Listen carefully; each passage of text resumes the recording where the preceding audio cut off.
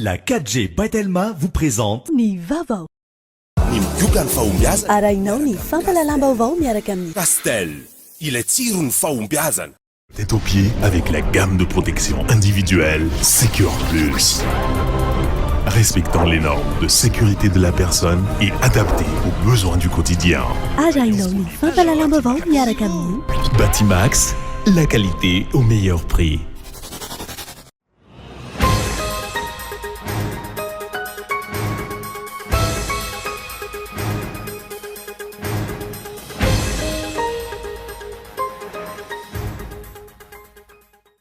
Nametraka fitoriana teny amin'ny fitsarana ireo solombavavaka ho an'ny fanovana tamin'ity androany ity fitoriana mahakasika ny prime ministre sy ny fanotokodiana-mbola nataony ho eny amin'ny foben'ny RNM sy TVM kosa ny toy ny hetsika rahampitso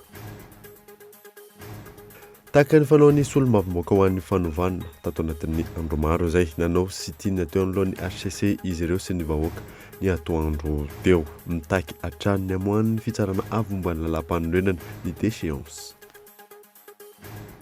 Nanomboka androany ny fikaonando voalohany iraisam-pirenena amin'ny IEM na ny initiative pour l'émergence de Madagascar manampahaizana vahiny maro sy malagasy no ny fanakalo hevitra sy traikefa amin'izany entina anavotana ny Madagascar. Maro amin'ireo ben'ny tanàna natsony ny fitonana HVM natevina-arana eny amin'ny Coliseum ny sabotsy sy ho avy izao no tsy hamaly ny antso no ny antony maro samihafa fandanimpotoana izany hoy izy ireo ary fandanimbolona tokony hanatsarana ny fiainam-bahoaka. Maresaka iraisam-pirenena tsy misy dikany any Pyongyang ny fampitandremana ataon'ny filoha lefitra Amerikanina Mike Pence mahakasika ny fionana eo amin'ny Amerika sy Korea Avaratra. Tokony jery izay anatanterahana io fionan'io ny Amerikanina raha ny voalazan'izy ireo. Nedizendreo arahanao afaka fotoana fohy.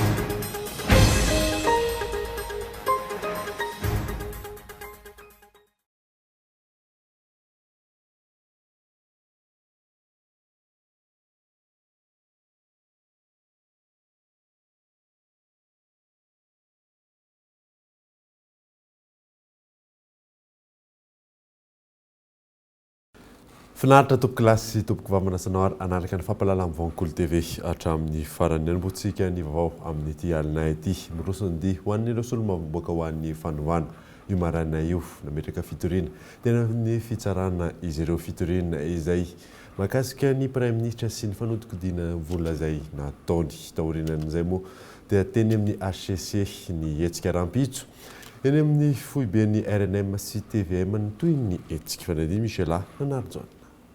Io maraina io teny amin'ny fitsarana nosy no ny fampitoana ireo solombavambahoaka ny fanovana sy ireo mpiaradia aminy antony ny fametrahana fitoriana izay miantefany amin'ny prime ministre mahafaly solonandrasana Olivier.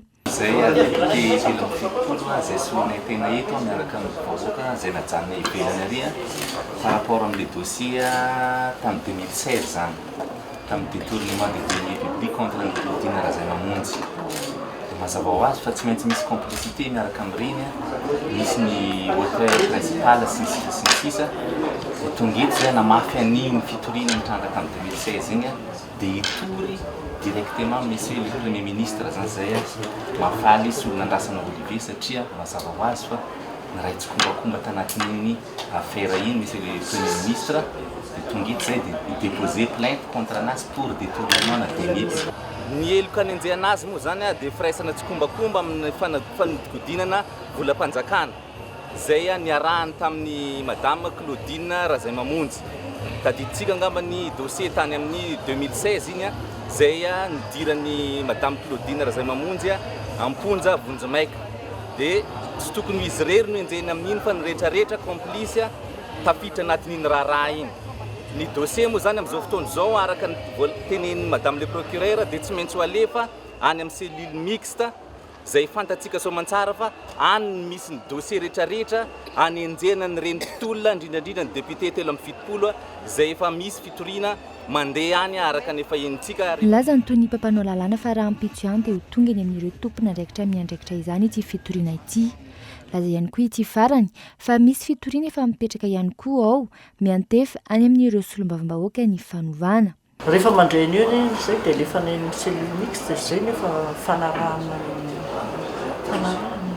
dia any gendarme sy ny polisy miaraka so vovoarainay rapitsy dia efa tonga ny cellule mixte ty zany rapitsy maraina satria mbola misy fananenareo nanen'ny hafa tonga dia alefanay foana fa zay tsy mipatso. Taorian'ny teny Anosy nizotrana kely amin'ny fitsarana avo momba ny lalam-pandrenana ny dia ny taky hatrany ny amoahany ireo tompony andraikitra ny didy fampitsarana ny filoha era-jonary mampianina amin'ny asany noho ny fanitsakitsahana ny lalam-pandrenana izay nataony.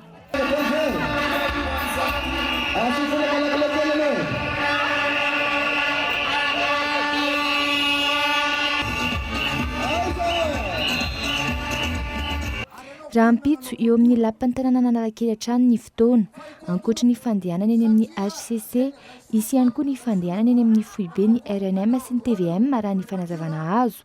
Anton'izay ny fitakiana ny fampiarana ny teny nomeny ireo tompony andraikitra eo anivon'ity haino amanjery mpanjakana ity.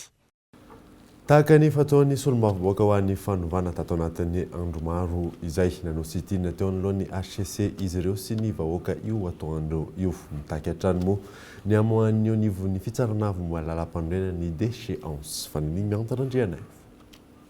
Ny rodorody teny amin'ny HCC io atao andrio ny solombavambahoaka ho an'ny fanovana sy ny vahoaka maro manao tolona.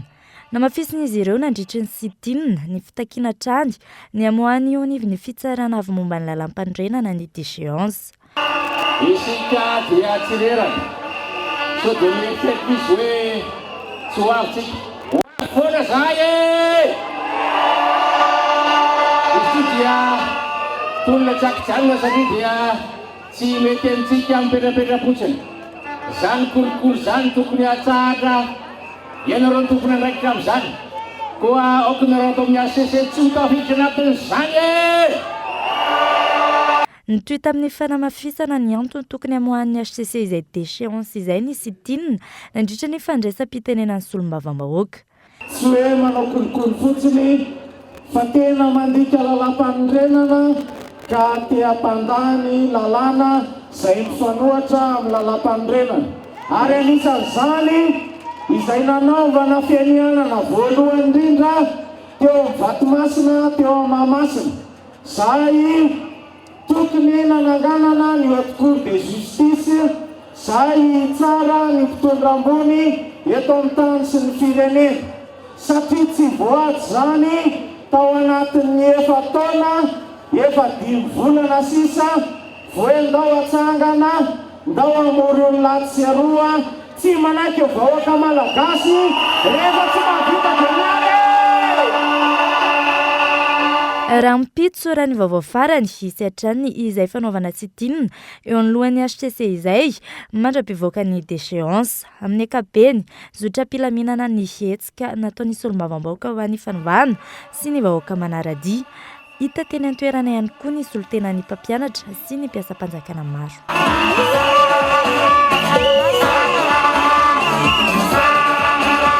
Tsy fanarahan-dalàna sy fanitsakitsahana ny lalam-panorenana tanteraka nataon'ny filoham-pirenena nandritra ny fitondrana na miezaka anamarina izany amin'ny lafiny rehetra aza ny fitondram-panjakana amin'izao fotoana izao hoy ireo mpahay lalàna sy mpisolo vava izay nanaovana fanadadiana. Mampametra-panontaniana ihany koa ny hoe inona ny hetsika ambadiky ny tsy famohan'ny HCC ny valiny ireo kety izay napetraka ireo solombavambahoaka 7 fanadiny miantarandrianay voatra. Tokony mivoaka anatin'ny fotoana fohy ny valin'ny requête napetraky ny solombavambahoaka 7 hoy ny mpahay lalàna nanontaniana. Tsy manara-dalàna hoy izy ireo ny valin'ny requête raha toka tsy mamoaka ny déchéance ny filoham-pirenena noho ny fandikany ity farany lalam-pandrenana. Mampanahy nefa ny mety ambadiky ny fanemorana hatrany ny famoahana ny valin'izay raha ny nambarany Ratovin-Drazao ary Montfleton izay mpisolo vava.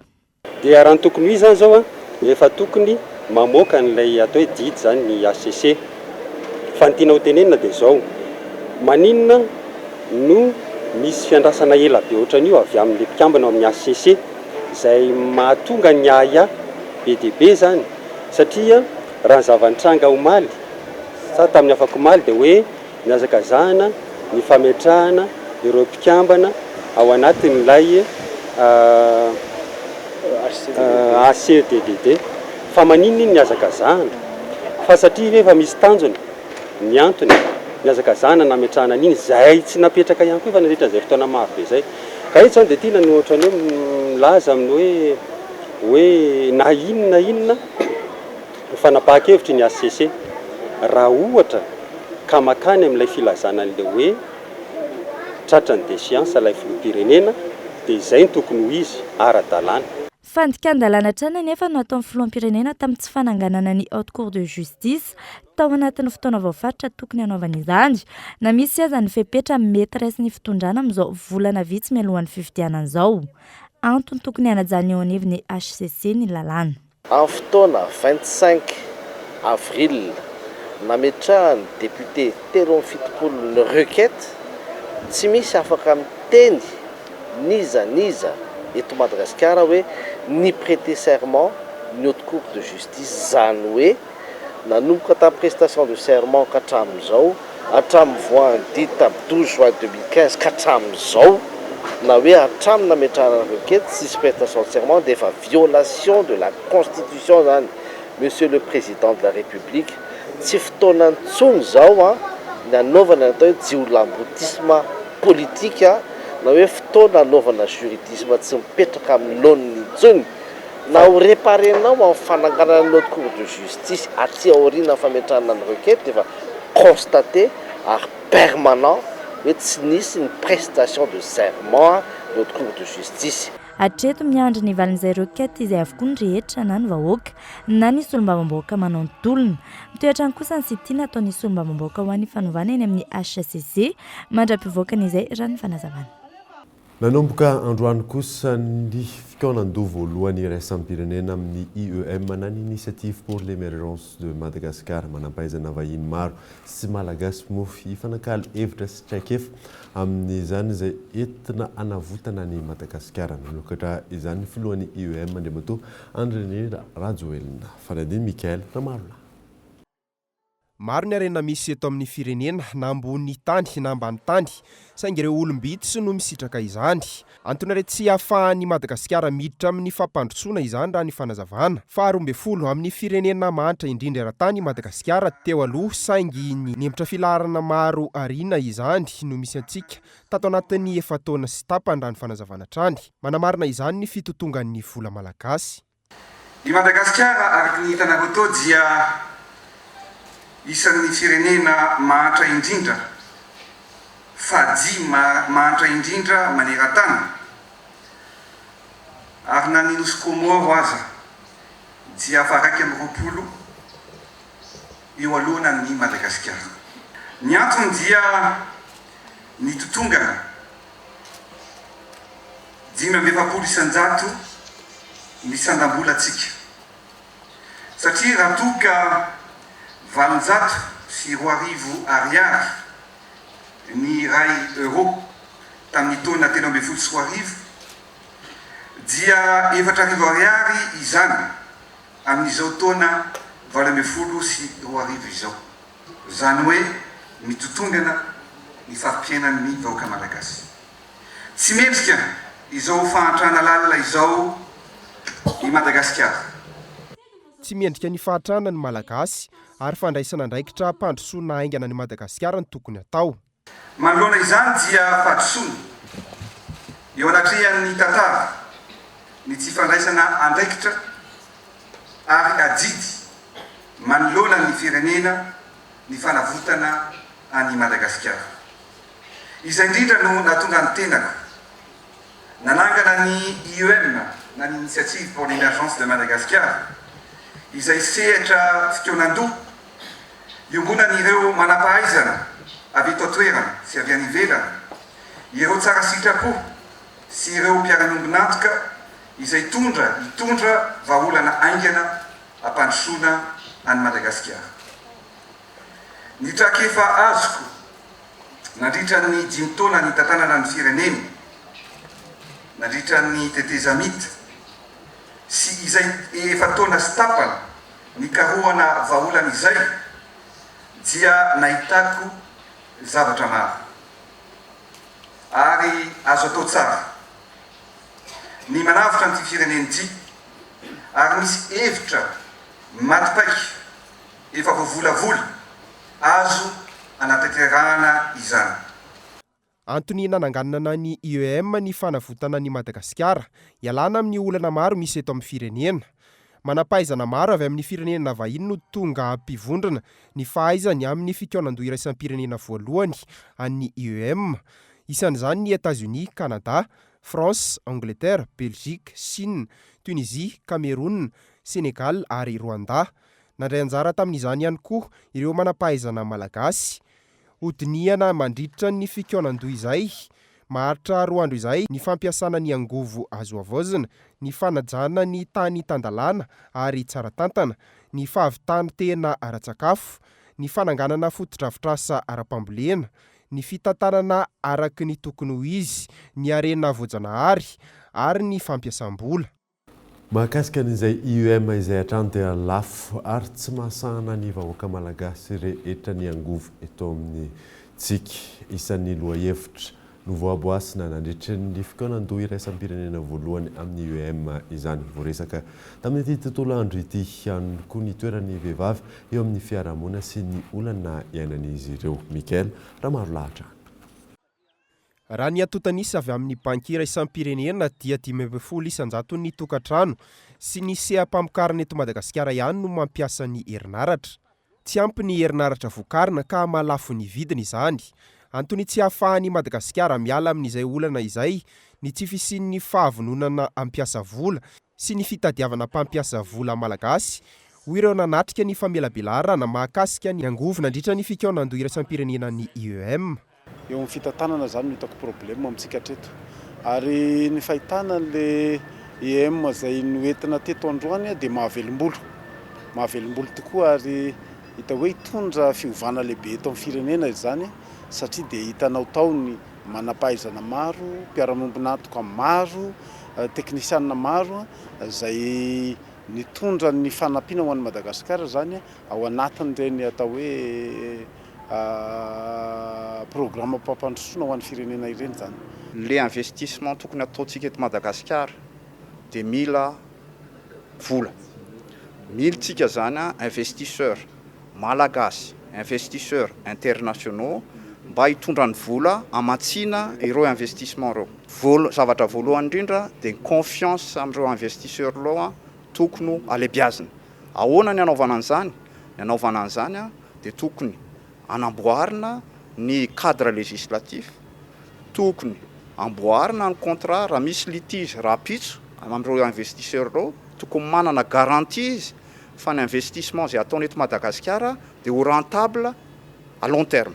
Noresana nandritra ny tapany faharoa tamin'ny fikaonan-doha iraisam-pirenena androany ihany koa ny toeran'ny vehivavy, ny olana sedrainy eo amin'ny fiarahamonina eto amintsika. Fanohanana goavana ny vehivavy no tokony atao raha ny fanazavana. Manoana ny vehivavy dia ohatrany hoe mbola mifoana indrindray hoe fanaka malemy dia tsy mahatoky teny izy. Fa raha misy ray aman-dreny ary raha misy fikambanana manosika anazy dia everitra fa tokony lasa lavitra mihitsy. Satria zao ny vehivavy rehefa miasa tena tantana orinasa zany izy tena mahay ary sévère ao namoa zany re manana discipline be mihitsy ary rehefa misy zavatra natombony tsy maintsy vitany. Zay zany le tena tanjona tokony ho ampitaina ary le resakintsika teo dia ny notsika teo dia nahitana daholy le exemple na vehivavy izay nanomboka tamin'ny kely fa natoky tena hoe tsy maintsy mahavita an'ity ary zay kiry zay ny ilaina ho azy ny vehivavy rehetrarehetra. Lohahevitra mahakasika ny tsy fanjarian-tsakafo, ny fitantanana ny arena voajanahary, ny fanovana ny fampiasam-bola ho antoky ny fampandrosoana. Ireo indray no lohahevitra hanohizana ny fikaonan-doha iraisam-pirenena ny IEM raha ampitso. maro amin'ireo ben'ny tanàna natsony fitonana HVM natevidarana eny amin'ny Coliseum ny sabotsy sy ho avy izao no tsy hamaly ny antso no ny antony maro samihafa. Fandanimpotoana izany hoy izy ireo ary fandanimbola tokony hanatsarana ny fiainan'ny vahoaka. Gaetan Andriatsilavo. Nahazo antso sy fanasana avokoa ny akamaroan'ireo ben'ny tanàna eto Madagasikara ho tonga hanatevindarana ny hetsika izay ataon'ny fitonana HVM eny amin'ny Coliseum ny sabotsy ho avy izao. Maro amin'izy ireo nefa no milaza fa tsy hamaly ny antso no ny antony maro samihafa. Isan'ny mibatoerana amin'izany ny hoe fandanimpotoana sy fandanimbola izay tokony hanatsarana ny fiainam-bahoaka. Ny avy any Beraketa ohatra mandany 3 na 4 andro ary vola hatramin'ny 3 alina sy 2 hetsy ariary vao tonga eto Antananarivo renivohitra. Tahaka izany ihany koa rehefa miverina. Ankoatr'izay, tsy mazava amin'izy ireo ny antony ny fampiatsoana. 50,000 ariary.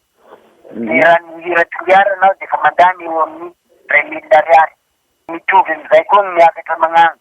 Izay nefa fa magnomery eo fa 50,000 ariary. Misy raisinao manao kosa anao. Raha ny tena marina zany araka ny fagnazavany azy efa misy tômôbily piainga avy ao Toliara andeha ho agny. Fa le fivria agny aloha zany tsy fantako hoe inona le fivria atao agny ka zay tsy mahafantatra hoe misy indemnité ve zany sa manao akory. Raha ny tena marina hatram'izay raha fivria-panjakana dia misy karazana hoe indemnité kely mendreo.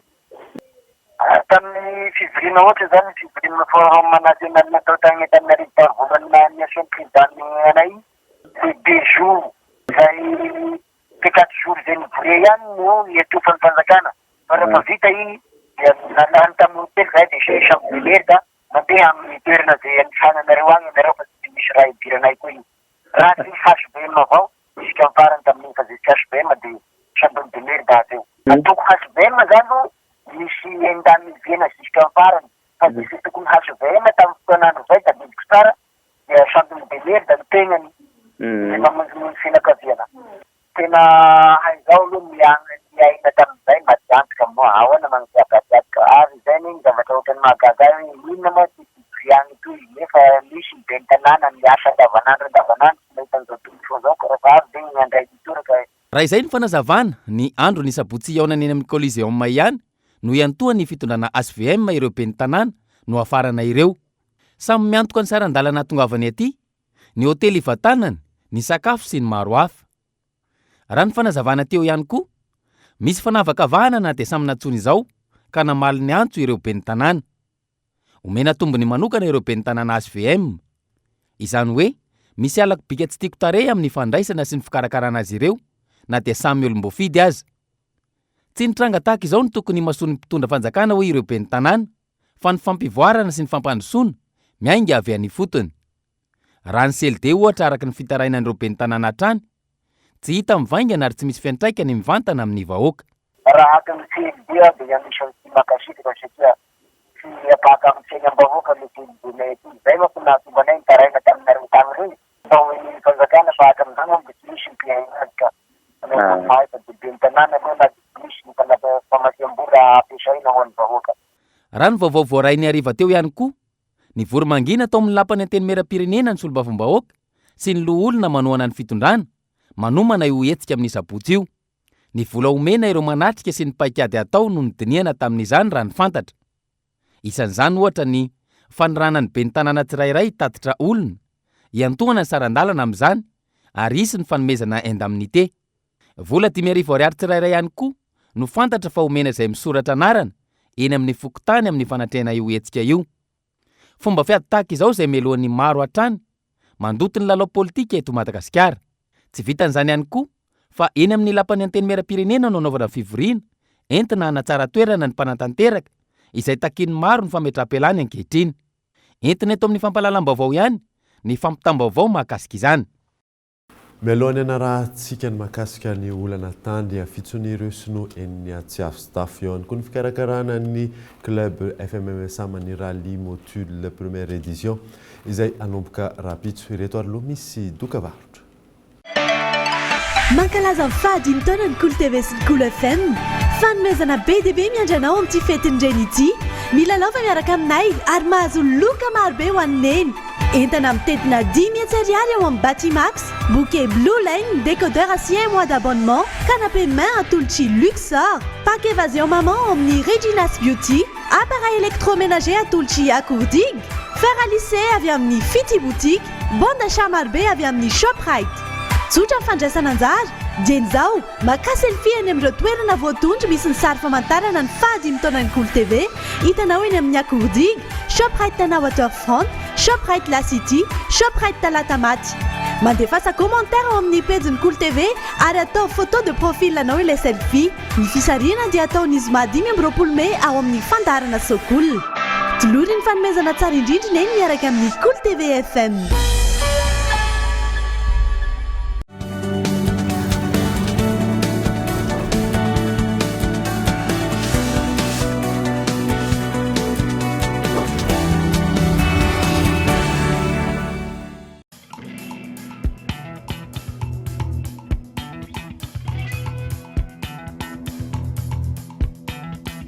Salama daholo e, Lira Tomoso K5 dia manasa antsika amin'ny 26-27 Mey anosy Belleville Festival Libertalia. Isika rehetra tompoko dia miara-miombona miady ho an'ny sita tongava maro fa milay be io.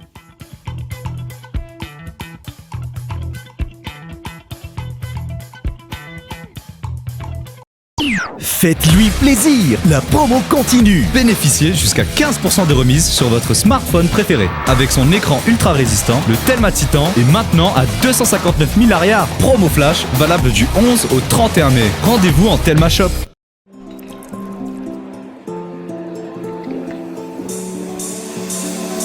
Ny olona mahomby eo amin'ny fiainana dia ireo izay tia milavolefona manoloana ny ady. Olona mahay mitrandraka ny fahombiazana eo amin'izay sehatra misy azy. Tsy miaohatra, tsy misalasala, fa mandray an-tanana no aviny. Tsy ambaratelon'ireo karazan'olon'ireo ny migioka ny fahombiazana miaraka amin'ny Castel. Castel, ilay tsiro ny fahombiazana. Efa azonao tsy vahina amin'ny endriny 5 centilitatra.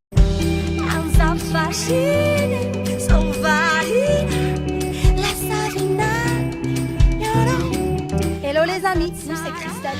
On vous donne rendez-vous au Libertalia Festival les 26 et 27 mai à Noussibé. Tous unis contre le sida.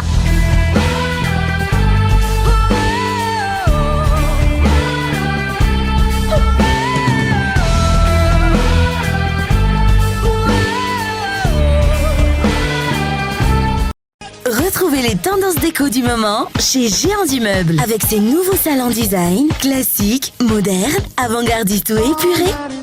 Et ses salles à manger, tendance et stylées. Et des accessoires de tous les styles pour agrémenter votre mobilier. Découvrez de nombreuses idées innovantes dans notre showroom. Apportez une touche de fraîcheur dans votre intérieur. Géant du Meuble, bien moins cher, bien chez soi. Grande promotion jusqu'au 30 juin 2018. Pour ton charme et ta distinction, pour la sécurité et la durabilité que tu offres, je te choisis Tilcor. Retrouvez la tuile en acier traité revêtue de pierres naturelles de Tilcor. Résistant au climat tropical, au vent violent pour une garantie anti-corrosion de 25 ans. Tilcor, un véritable atout esthétique pour votre habitat. Différents coloris disponibles en magasin. Batimax, la qualité au meilleur prix.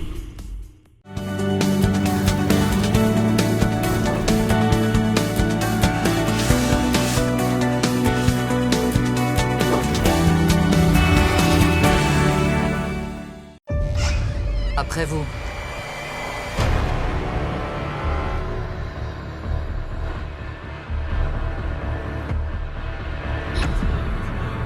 Je pense que votre roman est un aveu. Qu'en pensez-vous?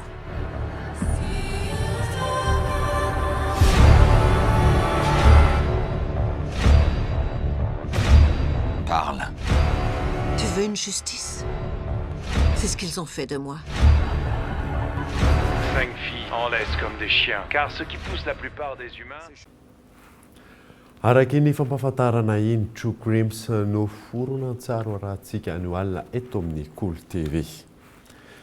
fa ny anoizantsika ny vaovao dia mafisina ny fiarovana ny valan-javaboary eto amintsika ka omena tombony amin'izany moa ireo mponina manodidina azy amin'ny lafiny fizahantany ihany koa araka izany natsangana tamin'ity androany teny tetikasa Rindra Marolambo ho fiarovana ny valan-javaboary fanadidina. Fanamafisana ny tetikasa COFAM, ny tetikasa Rindra Marolambo, ny tetikasa COFAM na ny corridor forestier Fandriana Marolambo izay dingana narahina tamin'ny fananganana ny valan-javaboary Marolambo tamin'ny taona 2020 hatramin'ny taona 2020. Tetikasa izay mifantoka amin'ny fanamafisana ny rafitra fiaraha-mitantana ny valan-javaboary, fanampiana ny mponina any an-toerana amin'ny fivelomany, fanamafisana ny fanaraha-maso ary ny fanatsarana ny foto-drafitrasa fitantanana ny valan-javaboary. Misy le asa natao izay hita fa mbola tsy tena maro-potitra tsara dia reny zany no namafisina ny asa fivelomana zay dia eo amin'ny fanaraha-maso koa zany amafisina omena moyen zany ireo communauté ireo olona amin'ny fanaraha-maso zany mba ahafahany manamafy amin'izay fanaraha-maso zay. Manan-karena valan-javaboary i Madagasikara ary tafiditra ao anatiny i Marolambo. Tandavanalo any amin'ny faritra Atsinanana Nosy mifampitohy amin'ny Fandriana, ny faritra Amoron'ny Manisy Vadivavy Fitovinany izay manana velarantany 320 sy 5,000 sy 7,000 hektara. Misy ireo olona izay mipetraka any anatin'ny valan-javaboary. Tsy tokony hiteraka olana ao anatin'ny valan-javaboary izany raha nambarany talen'ny valan-javaboary ny Marolambo noho ny fifanarahana izay nifanaovana tamin'izy ireo. Misy olona mipetraka tokoa anatin'ny parka ary somary manahirana ny fiarahana mitantana fa ny fanentanana zany ary efa ny fanarahana teo amin'ny fotoana nametrahana ny parka hoe ny parka dia mipetraka dia ry zareo mipetraka amin'ny toerana izay efa voafaritra sy izay efa simba teo aloha nampiasainy zareo. Iny zany ny velomany sy hatsarainy. Dia misy ny karazana bokina andraikitra petraka amin'ny zareo zany mahakasika izay mahakasika ny zoany sy ny andraikiny ny antony hipetrahany ao anatin'ny parka. Tsy maintsy misy ihany aloha ny maningana fa ny maningana zany dia hiara-misara. La loi malgache, fort de l'expérience depuis ny lalàna malagasy izay efa manana traikefa nanomboka tamin'ny taona 1729 dia manana lalàna feny faritra arovana izay mamela ny olona hipetraka any amin'ireny toerana ireny raha toa ka ao anatin'ny safidy teknika ny fitantanana izany. Manara-dalàna izany saingy misy olana ara-teknika ny fitantanana azy. Misy ihany koa ny antsoina hoe zone d'usage izay afaka hivizivezena fa tsy hijanonana maharitra raha araka ny lalàna. Ny MNP na ny Madagascar National Park no namola ny tetikasa ary ny vondrona Europeana no nanampy izany tamin'ny ampahany amin'ny famatsim-bola mitetina 2,7 tapitrisa euro na 7,4 miliara ariary izay ny 7,700 amin'ny fanatanterahana izany. Irina araka izany ny fitantanana maharitra ny valan-javaboary sy ny fanatsarana ny lafiny ara-tekoaren'ny mponina amin'ny alalan'ny fampivelarana ny fizahantany any an-toerana. Ny vaoaka ny valin'ny fitsarana aniraleva ao Mananjary ary voatazona ny sazy miantona rotaona nomena azy manoloana izany dia manao antsoavy amin'ireo tompona andraikitra rehetra ny Amnesty International sy ny CRADOI ary ny CNIDH. Fanadiny Gaetan Andretsilavo. Ny fa 4 ny volana aprily lasa teo iraleva no niatrika fitsarana tao Fianaratsoa izay natrehany ireo mpikambana eo anivon'ny fiarahamonim-pirenena sy ny CNIDH. Ny 12 ny volana Mey nivoaka ny didim-pitsarana ary nahazo sazy miantona roa taona iraleva izay voalaza fa naka ny toerany lehibe ny distrika.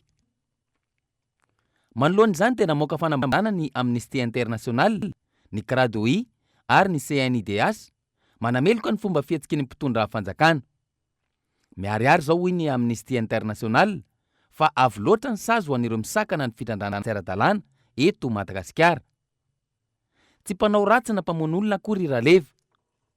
Nilaza ihany koa izy ireo fa izao fanazaziana ny raleva izao dia fampitahorana ireo miady ho an'ny tombotsoa iombonana ka tsy ekena. Ny miaro ireo olona tahaka ny raleva no tokony ataon'ny mpitondra fanjakana hoy izy ireo, ahafana manatsara ny tontolo iainana sy mitsinjo ny hoavin'ny taranaka mampara. Araka izany dia tokony foanana io sazy miantona io ary tsy hisy intsony ny fanenjehana azy.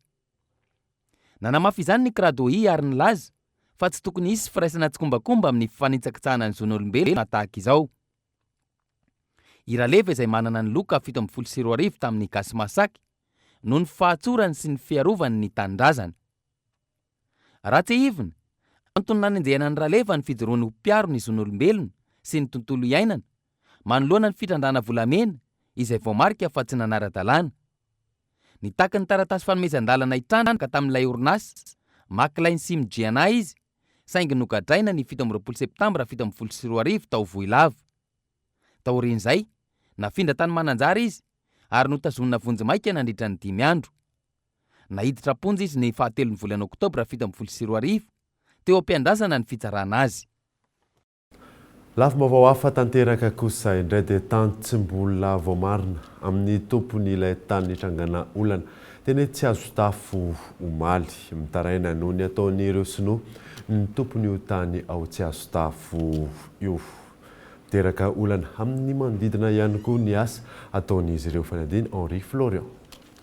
Namoizana ain'olona ny fanarenana trano izay ataona sinoa eny ampovoan'ny tsy azo tafo omaly vokatra ny fiotsahan'ny rindrina. Raha ny voalazan'ireo tompony tany teo aloha, taorian'ny fifanarahana izay nataon'izy ireo tamina sinoa iray izay nikasa hividin'ny taniny, tsy voaloha ara-dalàna ny vidin'ny tany arak'izay fifanarahana. Mahatsiaro voasoloky izy ireo. Raha ny tantaran'io trano dia tamin'ny 2009 tany izy io namidinay tamin'ny sinoa. Dia rehefa nanao promesse de vente tamin'ny sinoa zahay tamin'izany andro zany, dia nifanaika fa rehefa voaloha hatramin'ny farany vola vao manao acte de vente zahay. Rehefa tsy voalohany nefa ny vola anay na tamin'ny 2011 ary mandrakity ny androany mbola tsy voaloha le vola, dia mifandrirarira teny mifamitapitaka teny dia taty amin'ny 2017 izahay rehefa tonga ny fivondronana analana eo fa misy tokony amboarina ny trano resaka insalubrité et danger public dia gagy izahay fa amin'ny anaran'le sinoa zay nanaovanay promesse de vente ny trano. Efa nanantona ny tompona andraikitra tao amin'ny fokotany ireo tompotany ary nilazany sy fokotany fa tsy nahafantatra izao zava-nisy izao. Mbola mandeha hatrany ny fiadinan'ny tany eny amin'ny ambaratonga maro. Taratasy osoka no nentin'ireo sinoa miady amin'ny tompotany raha ny voalazan'izy ireo. Or niady hatramin'izao na pénal na civil dia mbola mandeha any amin'ny tribunal. Reo olona reo ary reo olona fanaraka taminay ireo dia mariana etona fa manana kara-panondro mahagasy azy teraka tany sambava le rangahy. Ary rehefa no amarinina tany io dia tsy manana an'izany ny fond de dossier izy ary tsy rehefa nadidina le olona misoratra amin'ny anarany eo ny ray aman-dreny ny soratra dia tsy mahalala ny olona eo akory. Dia io hita ny fivondronana tsy afenina amin'izao tontolo izao io fa mandrodana trano izy dia nandavaka lavaka ny firaisana tsy kombakomba ataon'ny fivondronana. Raha misy olona iray ve mitatitra briky amin'ny camion eo akaiky ny fivondronana dia tsy mba nadiady ny fivondronana hoe aninona eo nareo. Fa izay miprofa ny fivondronana dia miray petsapetsa sy kolikoly amin'ny zavatra io. Nanamafy ihany koa ny mponina teny amin'ny manodidina fa tsy nisy ny fifampiresahana tamin'izy ireo mialohan'io fanorenana io. Voakika hatramin'ireo voditrano manodidina ny fanamboarana. Miantso ny fandraisana andraikitra avy amin'ny mpitondra izy ireo. Ny fifampiarana izy fa n'action izy hitanay zany dia zara matetika makao foana mijely fa ahoana ty trano ty nataonao rosa mividitrano moatra ny sosotrao dia mbola ano pilier be zay izy dia voatoana mividitranonao nefa mangadiady mihitsy le viditrano tazany avy amin'ny varavarankely eo. Mifangatana iny dia hoe tokony ajanona mihitsy le fandavahana be ataony eo io. Zay zany mba tsy hisy fetaikany aty amin'ny tranonay. Ka mangataka ny manam-pahefana zay mba hijery akaiky mba anamarina zao zavatra nataon'le sinoa zao. Omaly, nisy ny fihotsahan'ny tany eo amin'ny toerana nanaovana fanorenana io. Efatra no namony ainy vokatra izany ary nisy hafa ihany koa naratra. Fanorenana izay natao tamin'ny toerana tsy mbola voalamina ara-dalàna eny anivon'ny fitsarana raha ny voalazan'ireo tompon'ny tany. Anomboka ny fanisana faoben'ny mponina sy ny trano fonenany. Efa vitan'ny fanofanana ireo olona anisan'ny mponina isa-tokantrano raha ny fanazavana azo fantanena maro no apetraka mandritra izao fanisana mponina ho tanterahana izao. Ahafahana manana ireo taremarika isan-karazany izay ilain'ny finerenena. Fanampanazavana. Manomboka amin'ny ray maraina zany amin'ny folo alina maromarina kokoa dia mandritra ny fepotona voafetra ny isan'ny malagasy monina eto amintsika ary isana ao anatin'izay ihany koa na ireo vahiny mandalo. Ny tsara marina angamba dia araka mifantanitsika teo hoe tsy ho vita anatin'izay fotoana fohy izay ny vokatra rehetra fa mbola ny ananantsika fotoana anaovana ataontsika hoe traitement d'information rehetrarehetra mba ho fantatra firmary ny isatsika malagasy.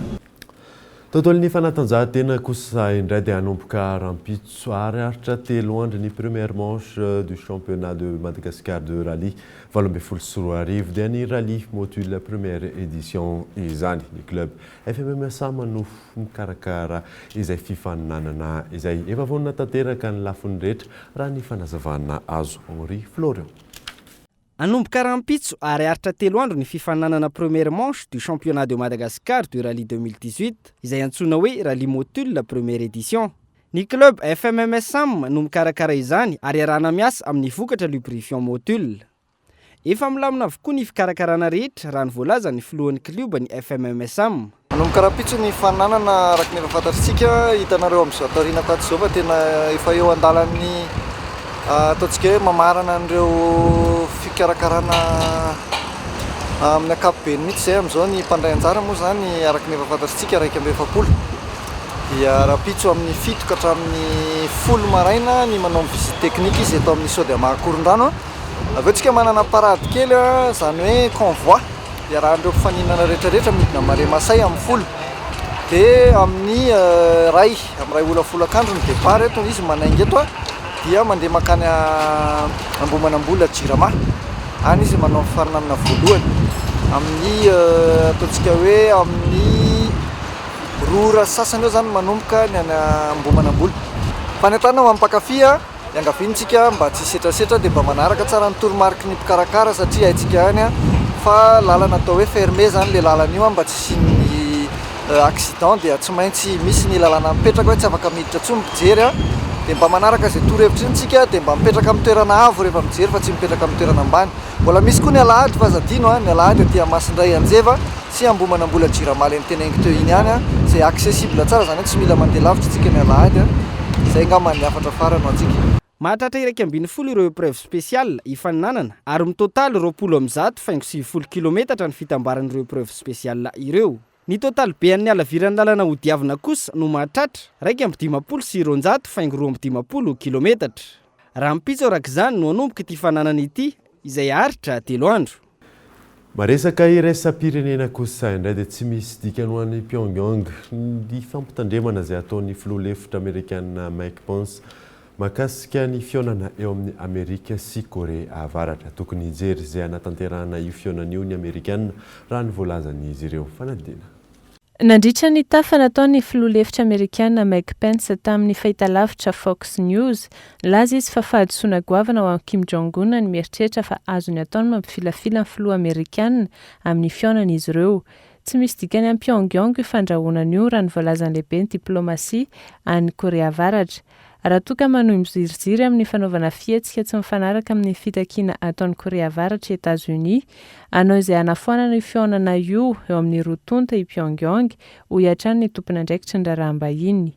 Tsy hita aloha amin'ny États-Unis mba hiaona amin'ny Korea Avaratra izahay raha ny voalazany hatrany. Laza ihany koa ankilan'izay ilay filoha lefitra Amerikanina fa mety hafara tahaka ny nahazo an'i Libia Korea Avaratra raha toa ka tsy manao fifanarahana Kim Jong-un sy Donald Trump. Ny herinandro izao i Donald Trump no milaza ny hanome ny fanapahan-keviny farany mikasika ny fanatanterahana io fionana io ny 12 Jona izao. Alohan'ny sarana dia verina aminao ireo vaovao nisongadina tamin'ity alina ity.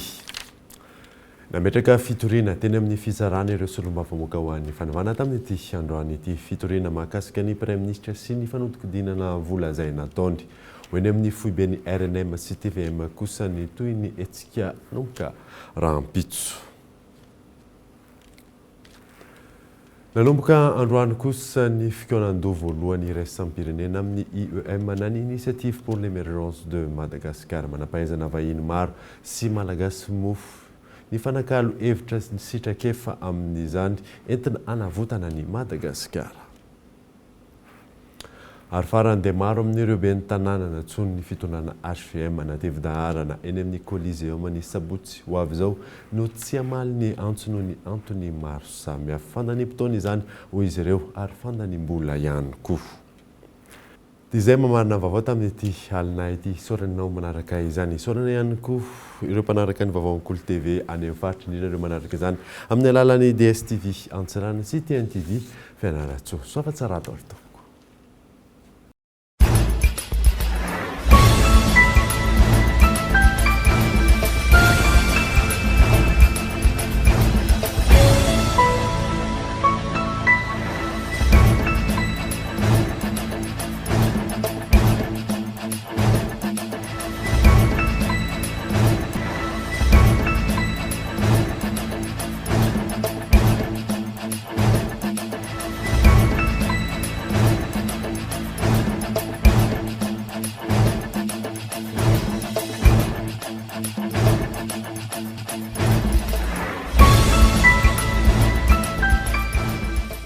Au pied avec la gamme de protection individuelle Secure Plus. Respectant les normes de sécurité de la personne et adapté aux besoins du quotidien.